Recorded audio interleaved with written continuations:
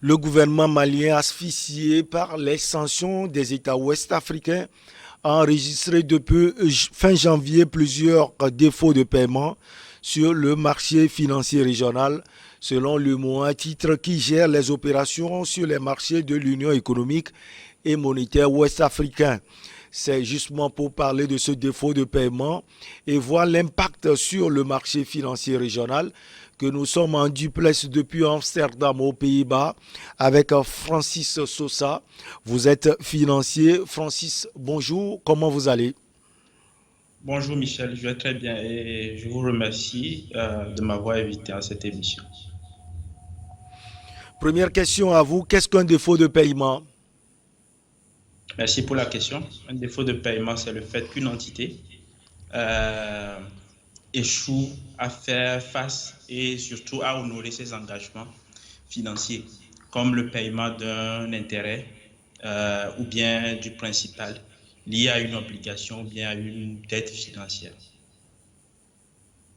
Les défauts de paiement sont légion dans l'histoire économique du monde. On avait observé des défauts de paiement, excusez-moi, depuis la nuit des temps. Je peux vous citer l'exemple de quand est-ce que la Grèce a fait défaut, je crois en 2015. L'Équateur a fait défaut une fois en 2008. La Russie même a eu à faire défaut en 1998. L'Argentine, je crois, en 2001. Donc, il arrive parfois que les États traversent des situations compliquées, ce qui ne leur permet pas de faire face à leurs obligations financières. Ceci dit, il faut faire une petite différence avec ce qui se passe dans le cas malien. Ce qui se passe dans le cas malien, ce n'est pas forcément parce que l'État malien n'a pas les moyens de faire face à ses obligations financières, mais c'est que l'État malien est en train de traverser une crise institutionnelle qui fait que l'État n'a pas, je dirais, l'accès à ses ressources pour pouvoir honorer ses engagements. Donc, dans la communauté des professionnels de la finance, beaucoup de personnes, il y a un débat actuellement à savoir si c'est vraiment un défaut ou bien si c'est un défaut technique. Donc, c'est juste pour apporter cette précision-là, en fait, par rapport aux autres défauts que j'ai cités. La plupart du temps, c'est plus lié à une crise économique ou bien à une crise politique. Mais ce qu'on observe, c'est une crise institutionnelle. Merci. Quelles sont selon vous les conséquences classiques d'un défaut de paiement? OK. Souvent, en cas de défaut lorsqu'il y a un défaut de paiement, ce qui se passe, c'est que les premiers à être impactés dans les économies, c'est le système financier. En général, les banques. Parce que les banques, les fonds de pension et les entreprises, les compagnies d'assurance sont des acteurs importants du marché financier. Ce sont ces acteurs-là qui achètent souvent des titres d'État, des obligations, des bons du trésor, et des titres de manière générale. Donc, lorsque un État fait défaut, c'était comme si aujourd'hui, quelqu'un vous devait de l'argent et que la personne se retrouve dans l'incapacité de vous payer. Donc, les banques ont des impayés dans leur bilan. Donc, dans un premier temps, comme je le disais, ce sont les banques et les autres acteurs qui détiennent les titres de ces États-là qui ont fait défaut. Dans un deuxième temps, ça se répercute sur l'économie réelle parce que lorsque les banques sont impactées par les situations de défaut, elles se retrouvent moins dans la capacité de pouvoir prêter à l'économie et de pouvoir financer l'économie. Donc le crédit pour financer les PME, ça va être compliqué. Donc c'est ça. Donc ça passe d'abord de la sphère financière et ça se propage dans la sphère réelle en fait de l'économie. Ce qui se passe aussi, il y a une perte de confiance la plupart du temps quand il y a défaut de la part des investisseurs, surtout à l'international, par rapport à la solidité financière du pays qui a fait défaut en question. Même si la situation de défaut arrive à son terme, les gens seront plus, comment dire, euh, seront plus pointilleux dans leurs analyses des risques par rapport au papier de cet État-là en particulier. Souvent, on appelle quelque chose une prime de risque. Les gens vont exiger des primes de risque plus élevées par rapport à cet émetteur-là, parce que la plupart du temps, pour pouvoir analyser la capacité d'un émetteur à faire face à ses engagements, on étudie l'historique de défaut, savoir est-ce que l'État a fait défaut C'est comme vous, par exemple, quand vous allez dans une banque, il y a un scoring qui est fait pour voir votre qualité de crédit, pour savoir si monsieur Michel est quelqu'un qui rembourse souvent ses crédits. Donc, c'est ça, de manière ramassée, c'est un peu l'impact des défauts sur l'économie d'un pays. Le défaut de paiement du Mali étant dû à un blocus externe, est-ce que, Francis, le pays va-t-il subir les conséquences de cette situation? Ok, ça, c'est une très bonne question. C'est la question que beaucoup de personnes se posent, mais il faut reconnaître que nous ne sommes pas dans les secrets des dieux pour savoir. Nul ne peut prévoir l'avenir, mais la plupart, ce que je peux vous dire, c'est que j'ai vu les déclarations du gouvernement malien et ils ont tenu à rassurer l'ensemble des investisseurs sur le fait qu'ils ont les moyens de faire face à leurs obligations et qu'ils vont essayer de faire tout ce qui est en leur pouvoir pour pouvoir rembourser dans les plus brefs délais. Donc, le Mali essaie de rassurer les investisseurs. Et attendons de voir ce qui va se passer dans les semaines à venir avant de tirer des conclusions.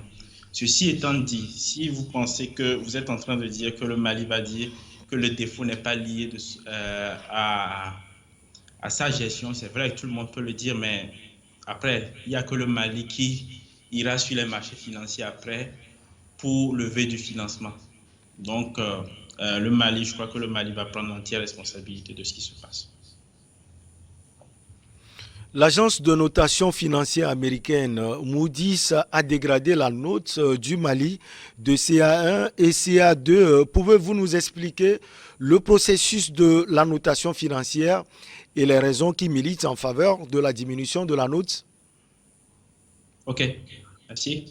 Ce qui se passe, c'est que à chaque fois non, même pas à chaque fois qu'il y a une situation de défaut, la plupart du temps, les agences de notation attribuent des notations crédit aux entités. Donc, ça peut être attribué à des États. Il y a des États qui demandent à être notés. Il y a des collectivités, des entreprises qui demandent à être notées. Une fois que vous êtes noté, ça donne une indication à peu près du fait que si on vous prête de l'argent, de votre capacité à rembourser cet argent-là dans les délais définis. Ça permet de donner une indication au marché sur votre capacité à pouvoir rembourser en fait. Donc, en tant qu'investisseur, les gens vont voir souvent, moi par exemple, je vais voir votre notation crédit avant de prendre une décision. Donc, vous avez parlé de Moody's. Moody's fait partie de ce qu'on appelle communément en finance les Big Three. Donc, il y a Moody's, il y a Standard & Poor's et il y a Fitch. Ce sont des agences de notation américaines qui attribuent des notes. Ce sont les agences de notation les plus réputées parce que les investisseurs regardent souvent leurs notes pour pouvoir prendre des décisions. Le processus de la notation financière, en quelque sorte, l'agence, dans le cas des souverains, dans le cas des entreprises ou bien des collectivités, la société de notation financière aura à prendre d'autres paramètres pour faire son analyse. Mais dans le cadre des souverains, il s'agira surtout de voir le risque politique du pays, après le risque économique, de voir en quelque sorte les marchés financiers. Je disais tantôt que les marchés financiers étaient surtout composés des banques, des fonds de pension, des assureurs. On verra par exemple la solidité des banques dans le pays. Combien de NPL les banques là ont dans leur bilan. Par NPL, je veux parler des créances en souffrance, c'est-à-dire des créances qui ne sont pas performantes dans le système. Ils verront, par exemple, j'ai parlé du risque politique. Est-ce que c'est un pays démocratique? Est-ce que c'est un pays dans lequel, après les élections, il n'y a pas de troubles? Après, il y a un certain nombre d'agrégats économiques qui sont regardés pour pouvoir analyser le risque économique. Donc, on verra des indicateurs comme la dette, le ratio dette-PIB. On verra, par exemple, si c'est un pays, bon, dans la zone UEMOA, vous ne pouvez pas le constater beaucoup parce qu'on a une devise qui est payée à l'euro. Mais dans les zones, la zone du Nigeria, par exemple, la zone NEA ou bien la zone du Syrie, lorsque vous avez des devises qui fluctuent par rapport aux devises comme l'euro ou bien au dollar, les gens regardent un peu la fluctuation.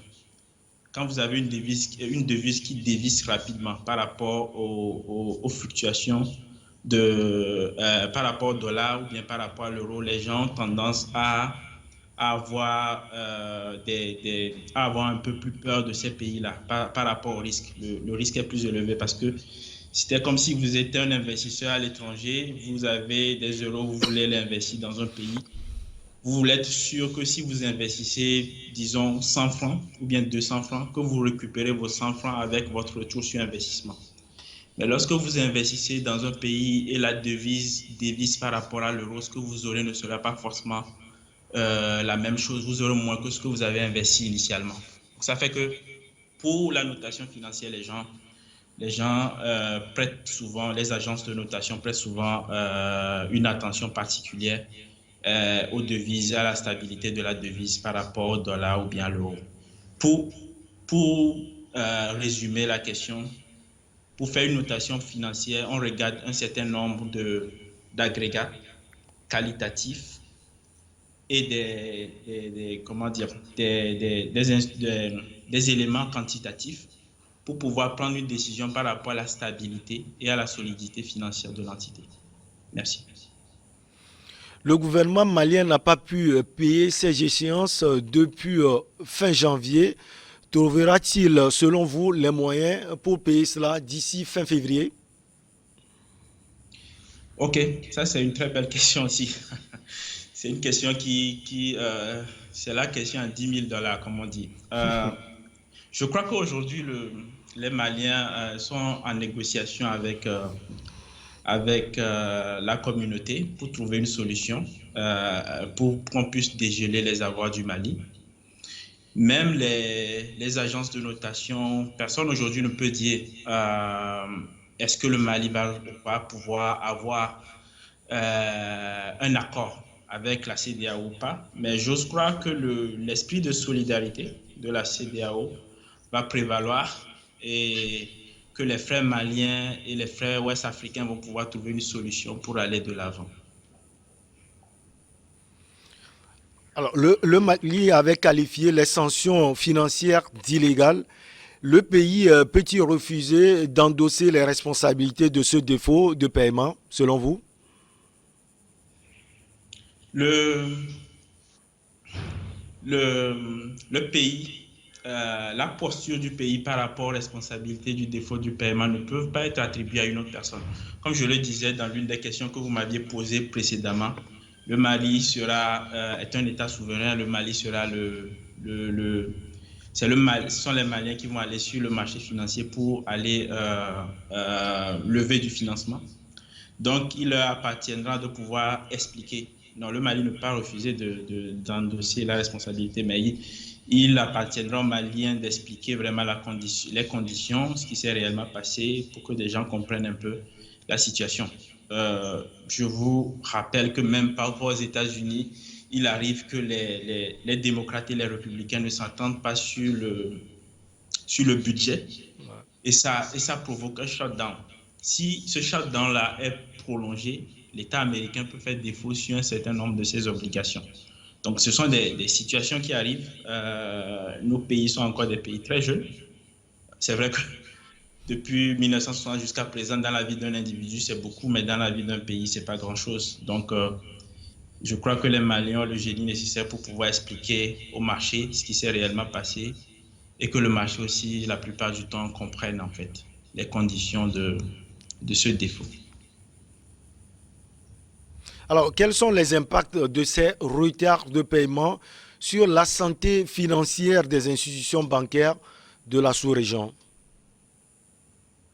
Okay. Merci de me ramener sur le terrain des institutions financières.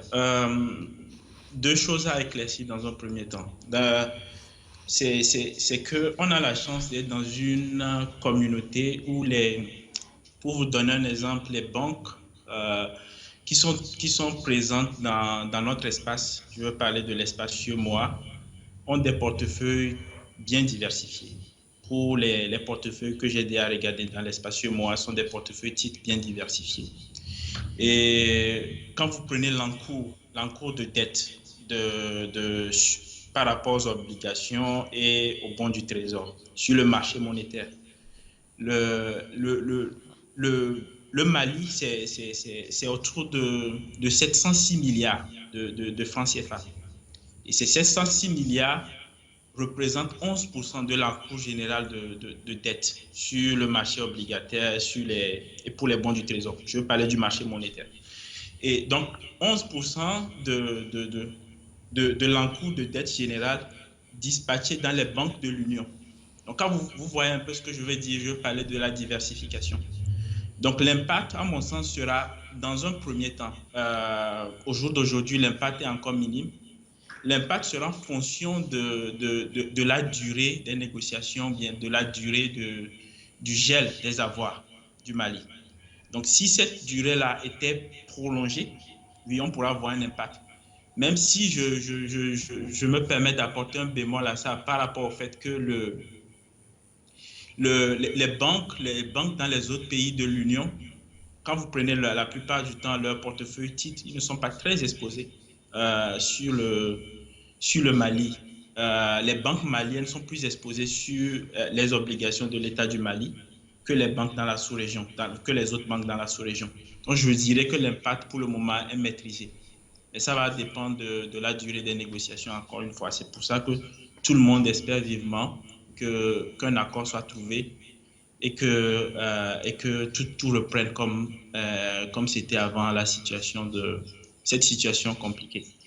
Et aussi, d'un autre point de vue, ce que je voudrais ajouter, c'est que c'est vrai que cette dette, c'est un impayé, mais ça va faire l'objet d'un rééchelonnement de la dette. Donc, c'est l'impact vraiment sur les marchés et sur les banques sont encore maîtrisés, est encore maîtrisé pour le moment. Donc, il va falloir attendre la suite des négociations pour avoir une idée plus claire. Le marché financier régional sera-t-il déréglé? Non, ça vient un peu en complément avec votre question précédente. Au jour d'aujourd'hui, on ne peut pas dire que le marché financier régional sera délégué par rapport à ça. Je crois que, comme je le disais, l'impact est encore modéré. Ça va dépendre de la suite des négociations entre l'État du Mali et l'instance régionale. Et j'ose croire que le marché ne sera pas délégué parce que, encore une fois, je crois en la capacité de tous les acteurs de pouvoir trouver des solutions et d'aller de l'avant. Parlant justement de la capacité de tous les acteurs, c'est vrai que les politiques parlent Francis Sosa, mais derrière, on voit d'autres politiques qui ne disent pas la même chose. Est-ce que vous pensez véritablement que non seulement sur le plan politique, mais également sur le plan financier, le Mali va pouvoir prendre langue avec la CEDEAO et trouver des solutions? Vous posez cette question-là à la mauvaise personne. Je suis financier, je n'ai pas la compétence. Mais sur le plan financier. Pardon? Les discours des politiques ou bien les décisions de la CEDEAO. Je crois qu'après, le fait de faire partie d'une communauté, je convoque l'histoire commune des pays de la CEDEAO. Hein. La CEDEAO, c'est quand même une initiative qui date de, je crois, le 28 mai 1975, de Yakubu Gowon et de Gnassingbé Eyadema. Je crois que ces pays-là ont beaucoup de choses en commun. Donc, encore une fois, peut-être que c'est moi, mais quand il s'agit de l'Afrique, je suis très optimiste. Quand il s'agit d'autres choses de la vie, je suis pessimiste. Mais en général, pour l'Afrique, je suis optimiste. Donc, je crois qu'il y aura possibilité pour tous les États de la CEDEAO de son temps. Le gouvernement malien se tourne vers certains pays. On va les analyser. La Turquie d'abord, pour trouver des alternatives aux sanctions. Alors, la piste de la Turquie, comment vous la voyez? Ok, je vais essayer d'être très direct par rapport à cette question. Dans un premier temps, je crois que les États sont libres et sont responsables des accords qu'ils signent avec d'autres pays. Je suis pour les échanges entre les pays et entre les nations. Aucune nation ne peut vivre en autarcie. Mais je crois que les solutions aux défis économiques de l'Afrique sont d'abord africaines. Je, je, Mon rêve, c'est de vivre un jour dans une Afrique où on a une CEDEAO, une communauté d'au moins bientôt, je crois, la dernière fois que j'ai vu les statistiques, c'est quoi? C'est 386 millions d'habitants à peu près dans la CEDEAO qui s'asseyent, qui est une CEDEAO qui s'assoit à la même table pour négocier avec la Turquie, que la CEDEAO s'asseye à la même table pour négocier avec la Chine et avec la Russie. Donc je crois d'abord aux solutions africaines, qu'est-ce que soit ce que les gens disent. Et je pense encore une fois qu'on a une communauté de destin et on est appelé à vivre ensemble. Vous ne pensez pas que ces velléités financières et économiques affichées par la Turquie, les États de la sous-région, c'est-à-dire je vais parler de la CEDEAO, vont pouvoir se jeter dans ces velléités et éventuellement se tromper? Non, après, il faut reconnaître que les États, comment dire, c'est quelqu'un qui a dit que les États n'ont pas d'amis et n'ont que des intérêts. Il appartient, j'ai confiance à la compétence des gens qui sont aux affaires de pouvoir tirer le meilleur parti de ces échanges-là. Je crois que les gens, quand ils viennent négocier les contrats, ils viennent avec leurs meilleurs éléments. Et je crois qu'il appartient à chaque État de pouvoir entrer dans des négociations, d'entrer dans des partenariats et de pouvoir en tirer le meilleur. On ne peut pas en vouloir à un pays d'avoir des ambitions, on ne peut pas en vouloir à un autre pays d'avoir envie de nouer des partenariats. Comme je le disais, personne ne peut vivre en autarcie. Il appartient à tout un chacun d'agir à toute responsabilité pour pouvoir négocier des contrats, des partenariats qui permettent à ce que ces pays-là arrivent à avoir un mieux vivre pour les concitoyens. C'est ce que je dirais.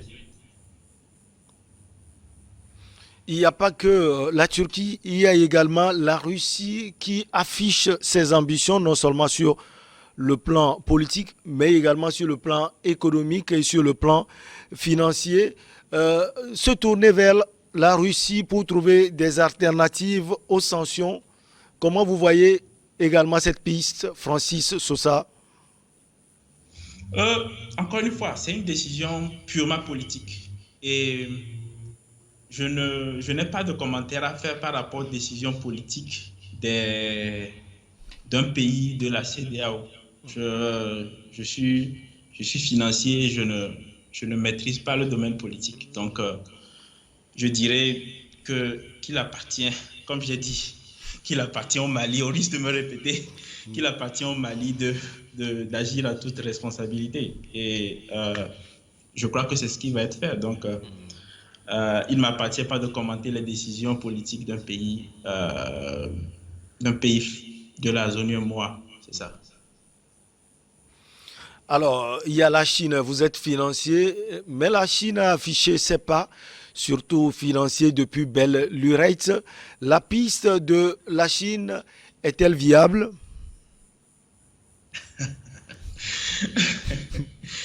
J'aime beaucoup votre ténacité par rapport à ces questions-là. La piste de la Chine, encore une fois, vous êtes en train de me parler des partenariats des pays. Ces partenariats-là impliquent beaucoup de choses que vous et moi, on ne maîtrise pas complètement. Encore une fois, je crois que je n'ai jamais été apôtre de l'autarcie. Je crois que les pays doivent échanger, converser, euh, avoir des partenariats d'échange culturels, tout ce que vous voulez. Mais je crois qu'il appartient à tout un chacun d'agir en toute responsabilité pour choisir ce qui est mieux pour lui, quoi. C'est ce que je crois. C'est comme les relations humaines. Bon, je n'irai pas jusqu'à dire que les relations humaines sont régies par les intérêts. Je n'irai pas jusque-là. Mais encore une fois, on a dit que les pays n'ont pas d'amis, les pays n'ont que des intérêts. Et j'ose croire que l'intelligence et le tact de tout un chacun va prévaloir et que tout le monde aura gain de cause, même si ce n'est pas toujours le cas. Alors, c'est le terminus. Francis Sosa, vous avez sans doute un dernier mot à glisser.